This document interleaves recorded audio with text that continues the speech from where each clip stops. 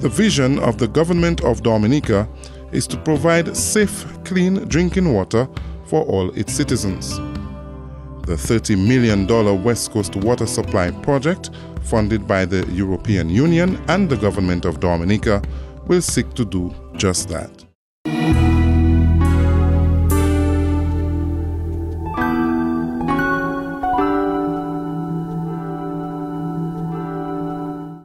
A dedicated supply of water will be provided to residents and business entities along Dominica's western coastline, stretching from Salisbury to Capuchin.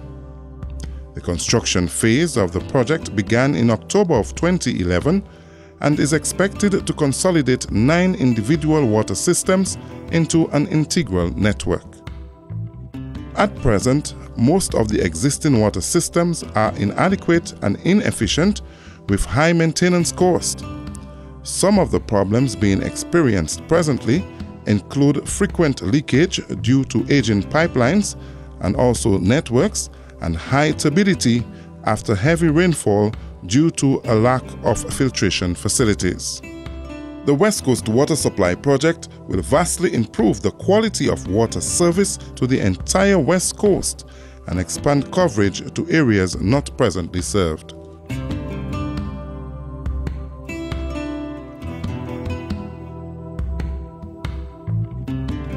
I must say that today we had a very extensive visit of some of the water projects that the government continues to invest in this country, especially the West Coast Water Project, which is in itself a very important project in that section of the country, stretching from Salisbury as far as Capuchin.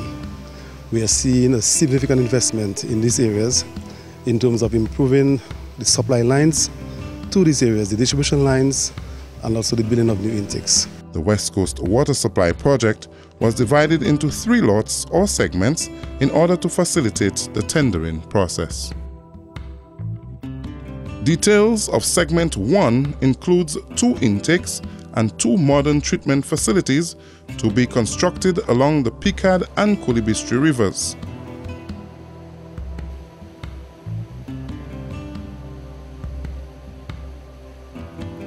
The adjoining pipeworks, as well as the improvement of access routes leading to both intakes, will also form part of this segment of the project. On the other hand, Lot 2 of the West Coast Water Supply Project includes 32 kilometers of distribution pipelines to be installed along the West Coast between Salisbury and Capuchin. During the final segment of the West Coast Water Supply Project, 9 storage tanks will be constructed throughout the project area to supply water to the various communities.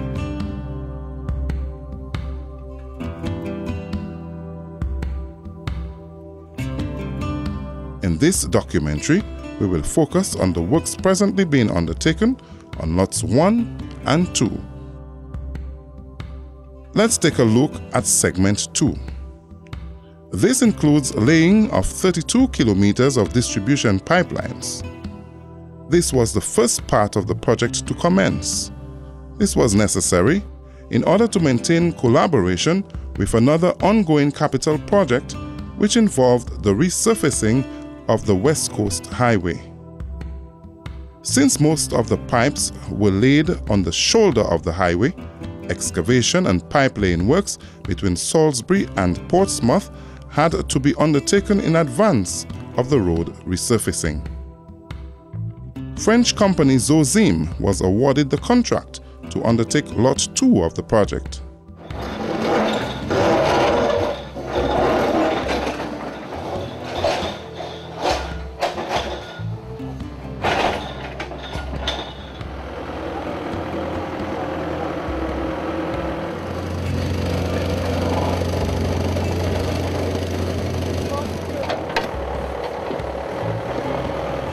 Cindy Cooper, an assistant supervisor working with Zozim on Lot 2 of the project, says 90% of the pipeline works have already been completed. Well, what is left to be done currently, based on what's left to get to Capuchin and the Colio section, is approximately 2.2 kilometers. So yeah, we're pretty happy with where we're at so far, given the timeline.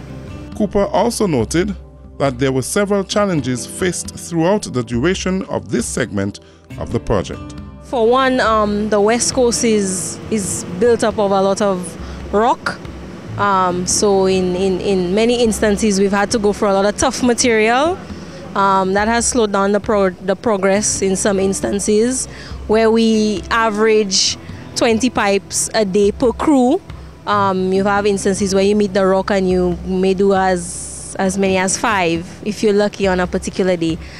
We also have the issues with the existing services, the WASCO, MAPIN, DOMLEC services in the way of where we have to lay the pipe. So there's a bit of coordination that takes place between ourselves and the service providers to ensure that no damage takes place with their services. Pressure testing is a very important aspect of the works being undertaken. Cooper explains. The pressure testing is an ongoing process. It's a tedious process, but it must be done. And also there are sections, if you notice, through this section here, there are quite a few bridge crossings. These crossings must also be implemented, executed. Chief Engineer at the WASCO, Mr. Magnus Williams, explains the relevance of the project and how it is expected to improve the water supply to residents within the project area. Some of the communities, the water systems are not very reliable. Some of them, the supply networks are very old. You have a lot of corroded pipelines which break frequently and require a lot of maintenance. We also have some of the intakes which the water levels in the rivers get very low in the dry season. So we really needed to rely on 2 more reliable sources, namely Cooley-Bistri and Picard rivers. So having this consolidated system was the only way to get water from these new sources to all these other communities. Of course, by reducing the number of intakes, we're reducing the maintenance costs, less systems to operate and oversee, basically.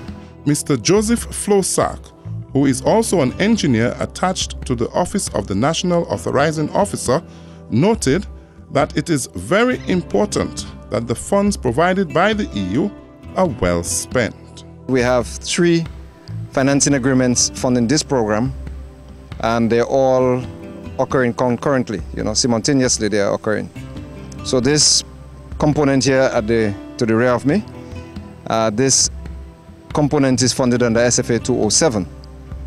The next component we'll be going to will be SFA 208. And then you find that the feasibility and design component was funded under SFA 206.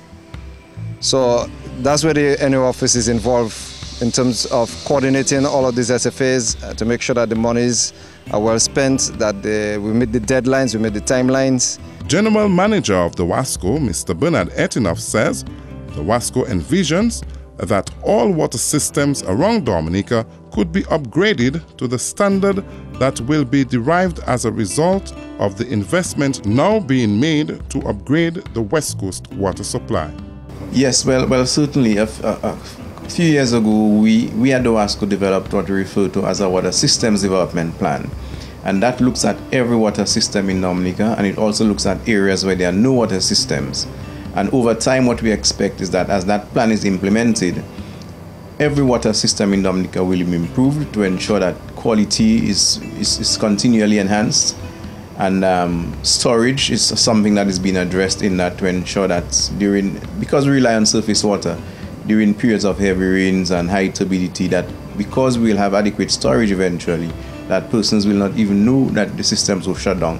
And so that is the sort of benefit that we are looking forward. That is the vision that we have, to get to the point where eventually there will be less and less frequent interruptions in water as a result of inclement weather. We'll have adequate storage, that water quality will remain good during those times. Through the efforts of the government of Dominica and the European Union, residents on the West Coast from Salisbury to Capuchin will realize an upgraded water supply system.